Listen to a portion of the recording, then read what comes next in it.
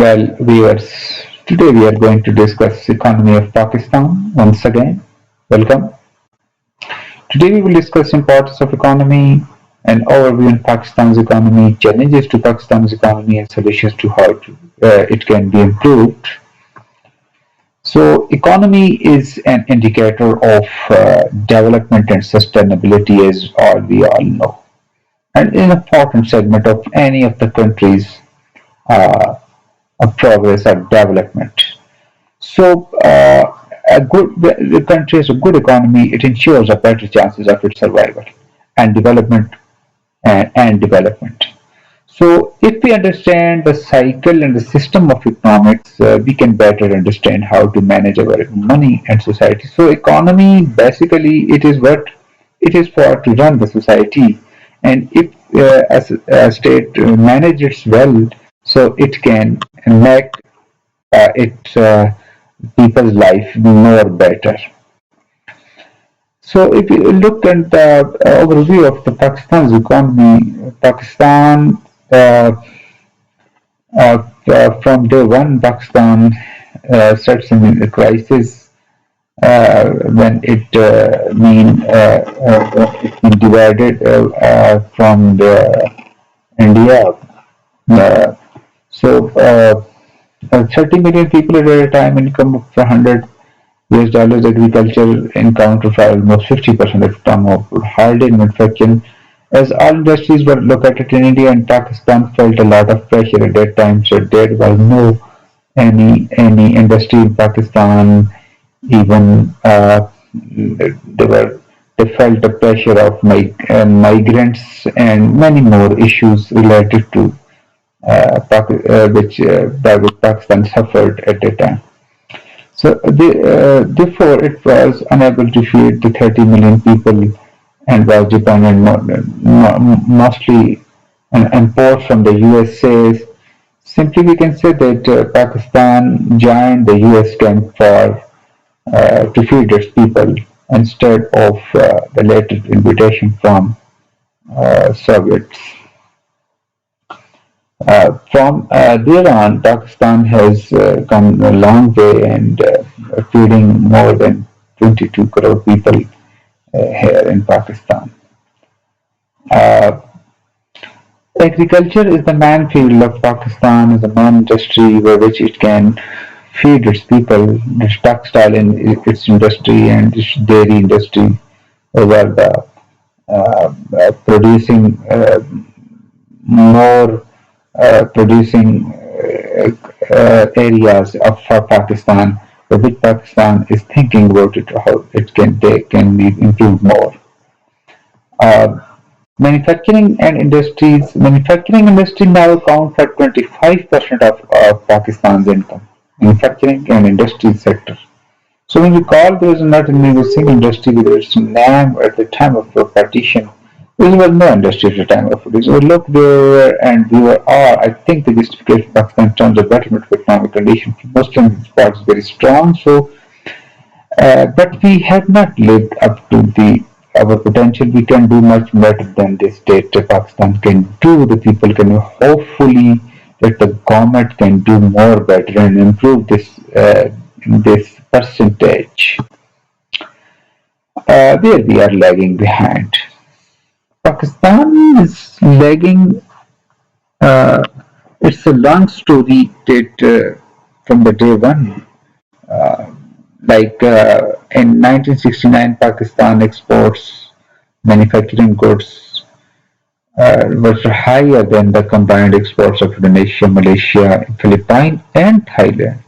The 60s Korea emulated Pakistan's 5 year planning process, and but the tragedy is that even a country such as Vietnam have been completely been destroyed by the Americans has now overtaken Pakistan. So the question for the Pakistanis, planners, and for the nations. 10 years ago, India, which was lagging behind and now moving ahead of Pakistan, even Bangladesh is ahead of these two. So, as an economist, the biggest challenge is how we can improve ourselves, our economy, how we can organize ourselves. So there are certain challenges to Pakistan. The first one is that these are the written challenges I'm going to discuss.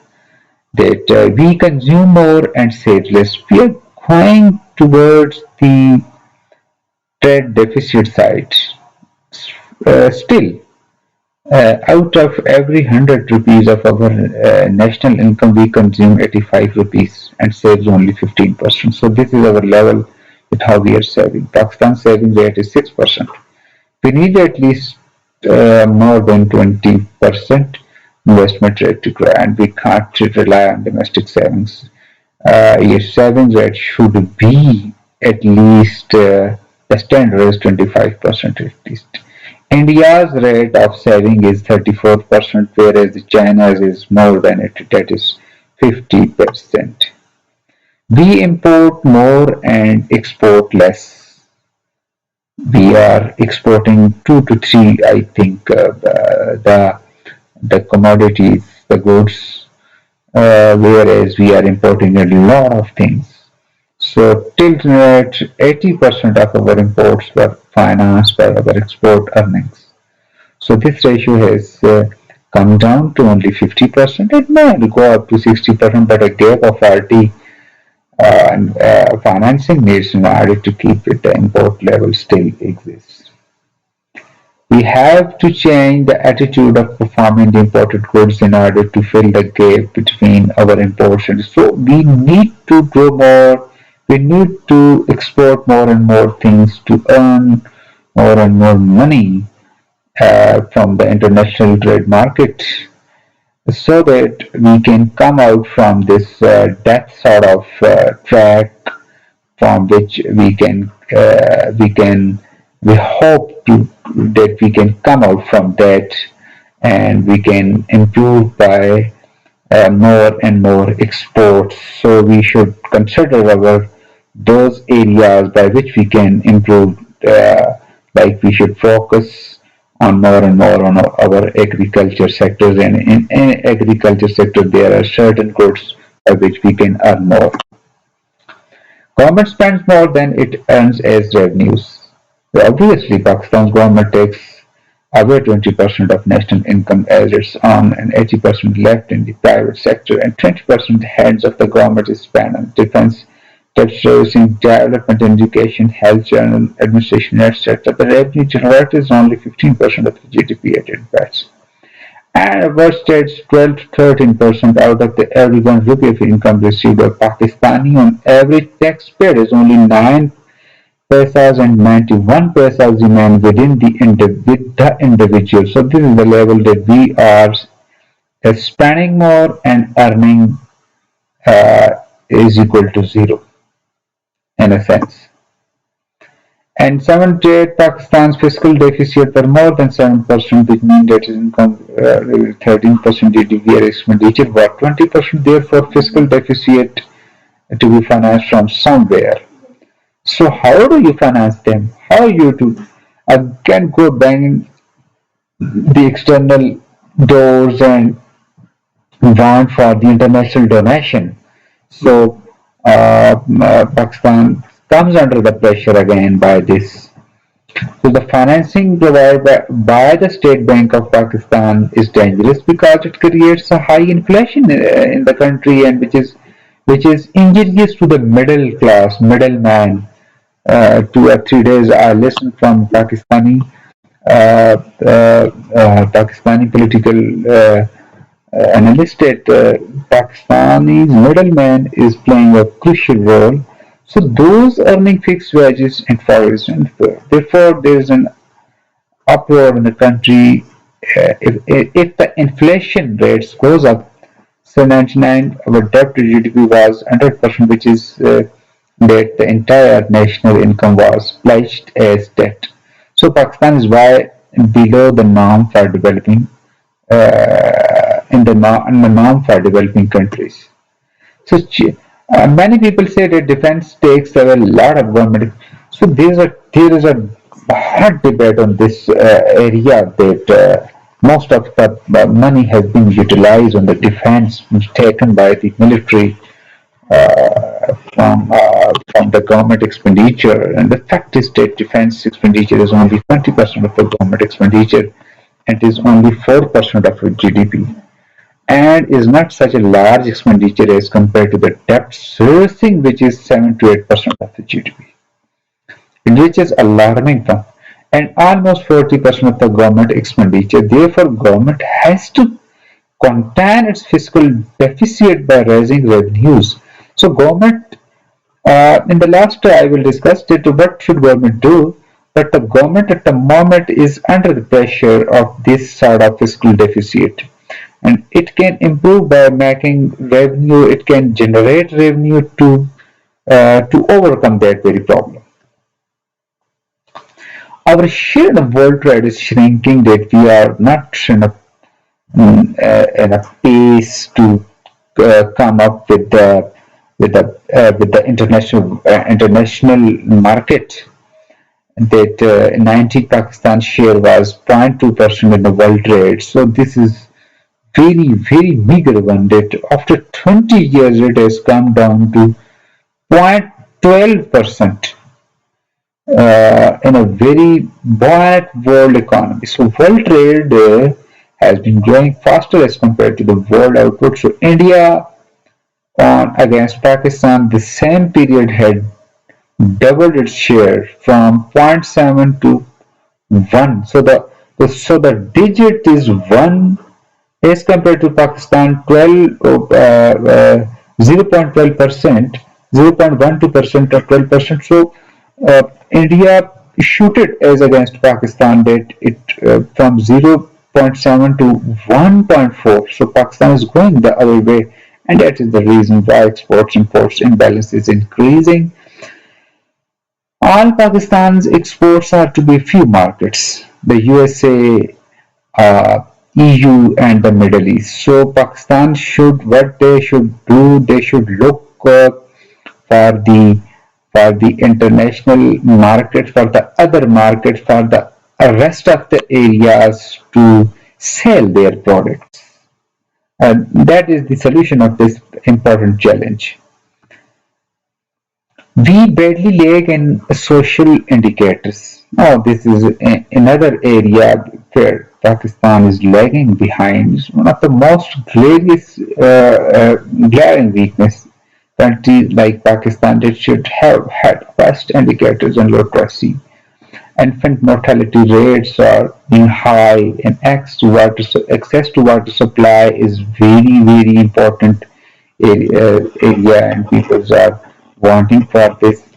And primary enrollment ratios has social indicators which are more comparable to Africa like country rather than to the countries of similar per capita income. The alarming situation in Pakistan, like the illiteracy rates, like the infant mortality rate, like the access to even the education, health sector, all those. Even having an example of Tajikistan, which is a very poor country, has better literacy rate and primary enrollment ratio than compared to Pakistan, which is one of the important Central Asian state, uh, which is a hub of all those hydrocarbon reserves. So Pakistan should think it seriously. If we had literacy rate of 100% instead of 55%, then in 10, 9, and 10, our per capita income would have been 2,000 US dollar rather than 1,000 US dollar. Instead of 30 million middle class in Pakistan, we would have 60 to 70 million middle class people. We would have poverty reduced to 15 to 20%. So we face energy and water shortage sort of problems in Pakistan. That this is a serious problem with Pakistan, and it remained always, still continuously to especially to the peoples of Karachi. Another challenge we face today is energy shortage, energy problem, energy crisis to Pakistan, and water shortage. And that is not because we are not generating enough electricity or we are not having enough water. We have plenty of water. But with the losses of KESC, Karachi Electric Supply Company, from the point it has stock exchange, uh, from the point it has generated to the point they realize the billing is 45%. So the 55% people are paying for those who are stealing the electricity. So this is the electric corruption in Pakistan, which the ratio is uh, 55%. So 45% people are paying for 55% people. Rest of the peoples are stealing the electricity. So government of Pakistan, out of its own limited resources, is paying 200 billion rupees every year as a subsidies for electricity. So this is again a burden on exchequer. That Pakistan is paying 200 billion rupees every year on in the case of subsidies in the electricity area. Uh, no doubt, we will discuss that the government of Pakistan has done, and every government is doing some good steps uh, to stop this stealing of electricity. We will discuss it later. No additional dams have been constructed since Tarbela in 1974. We have water courses a loss of about 25% water. Even then, the water is unequally distributed in the lower area of Pakistan. This again is a problem. The productivity of poor farmers only 1 ton per acres as 1 ton per acre as compared to the 3 tons by large holders. So the productivity of poor farmer is only very meager. Political instability, law and order situation and security since the dawn of this century, Pakistan is facing uh, nonetheless the problem of law and order and security. And political instability is a continuous process uh, from its since I think 60s, since 50s, 60s, and 70s. It's a link around. The overall arcane theme is that for a robust economy, we should have political stability and order and security problems attached to Pakistan, the US attack on Afghanistan, and after that we see this precarious situation of law and order, and even go behind in the time since Russian attack in Afghanistan and Pakistan helped the people, and then we see the law and order situation and security situation. This Pakistan did a lot until country has gotten rid of the image of the political instability, poor law and order situation and insecurity law, where investors from all over the country.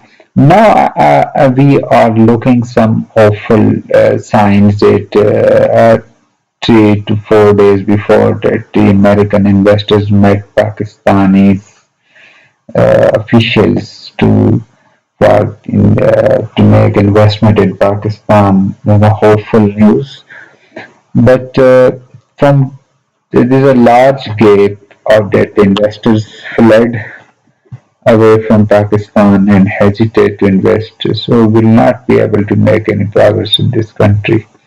There is a serious challenge still. Solutions to how that those problems can be overcome, how we can overcome and improve our economy.